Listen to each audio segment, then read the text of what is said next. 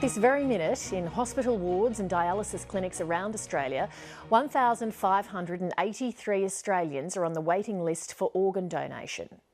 But donor rates remain disappointingly low, despite research saying Australia is one of the best funded countries in the world for organ donation. 730's been told that millions of dollars have been spent on advertising when it should have gone towards staff training. There are claims the sector is bogged down in factional infighting, and a government report is nowhere to be seen. Andy Park has the story. I was diagnosed in 1962 with juvenile onset diabetes. I just turned 11 years old, so it was like a death sentence.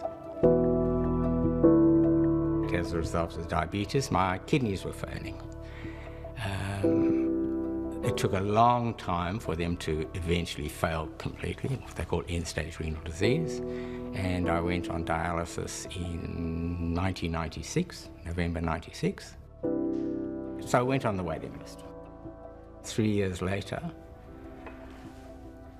I got a phone call to say, Brian, we think we've got compatible organs for you. We will call you in the morning. Brian Myerson has been waiting for this day for more than 15 years. It's a day very few organ donation recipients ever get to experience. So Brian, you're meeting your donor's family for the first time today. How do you feel? Extremely nervous. I don't know, I'm just thinking how I'm going to say thank you to them. He was 27 and he was full of life, absolutely vain. Spent a lot of time buffing his body, tanning it, going to the gym. Matthew Brady suffered a sudden stroke and died in hospital in June 1999. His organs went to 5 different recipients, including a 2-year-old boy and to Brian. Absolutely shitting myself. Very nervous.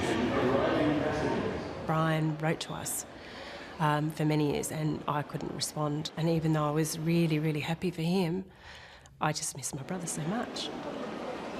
And so it was, you know, Brian really persevered with us. He wrote for years and years and we ignored him. But persevering is what Brian Myerson does best. After his transplants, he launched Share Life, an organisation to lobby for improvements in organ donation and to throw the spotlight on the peak federal body, Donate Life. He even helped in getting the Prime Minister to allocate funding. Well, 150 million, basically it splits down like this, about 67 million for the additional medical staff and nursing staff in hospitals who have this as their exclusive job. Share Life's main mission is to have Kevin Rudd's 2008 promise of a dedicated organ counsellor with specialist training in every emergency department to approach families in their darkest time.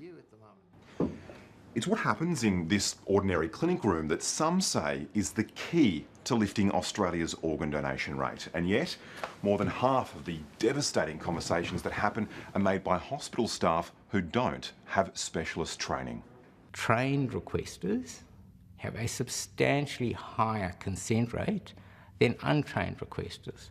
So the question is, how can we have gone 7 years and still having untrained requesters doing the requesting? It's just unbelievable. In 2013, our national yearly deceased donor rate was 391 donors. 2 years later, it has just climbed to 419, but is still well below other countries' donation rates. In that time, according to Share Life, more than $100 million funding was spent by the federal organisation Donate Life. Now, breathing through the open mouth. Dr Alan Glanville is the Director of Lung Transplants at St Vincent's Hospital in Sydney and advises Share Life. We had a very good plan. We had sign-off from Treasury. We had the money. We had the people, but the plan was not implemented very effectively. The low organ donation rate prompted then Assistant Minister for Health Fiona Nash to announce a review that divided the medical transplant community. Professor Jeff McCorkin is head of the liver transplant unit at RPA. Do we need better systems to increase organ donation? Everybody would say yes. But when that's brought into the system or attempted to be brought into the system from outside, there seems to be resistance. Professor Jeremy Chapman from Westmead's renal unit disagrees about Australia's organ donation performance. Just in the time that OTA's been operating, we've done 1,500 more transplant patients than we could have done if we'd just been carrying on at the same rate. He says the government's review was unnecessary in the first place. Actually, I think the review came from a share life beta. The consultation process included a share life beta, and I've no doubt when it's finally produced, share life will do another beat up. Australians from all walks of life are in need of an organ or tissue transplant. The government is showing no signs of releasing the review completed by Ernst & Young almost 6 months ago into the failings of the organ donation sector. The ABC's request to see the report under Freedom of Information laws was denied under a section that deals with documents that could damage relations between the Commonwealth and a state.